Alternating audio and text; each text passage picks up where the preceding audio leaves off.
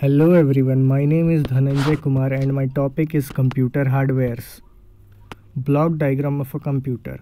The block diagram of a computer consists of CPU, input unit, output unit and a secondary storage device. Examples of input unit: keyboard, mouse, light pen, joystick, etc. Examples of output unit: first is soft copy devices, for example monitor, and the second is hard copy devices, for example printer, plotter. Secondary storage devices examples are magnetic tape, magnetic disks, compact disks, etc. Input unit. In computing, an input device is a piece of computer hardware equipment used to provide data and control signals to an information processing systems such as a computer or information appliance. Examples of input devices include keyboards, mouse, scanners, digital cameras, joysticks, and microphones. Output unit. Output unit receives information from the CPU and then delivers it the external storage device or in the soft or hard processed form. The devices which are used to display output to the user are called output devices. The monitor or printer is common output device. Now heading towards memory or storage unit. Memory or storage unit is used for storing data during, before and after processing. The capacity of storage is expressed in terms of bytes. The two terms memory or storage unit are used interchangeably, so it is important to understand what is the difference between memory and storage. Difference between memory and storage. Memory.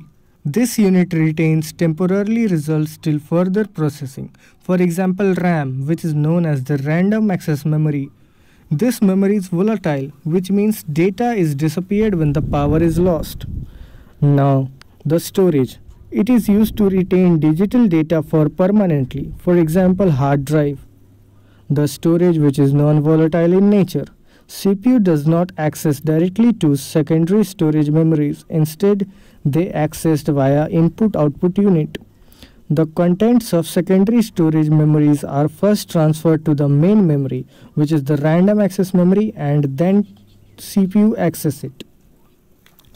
Now we come to the central processing unit.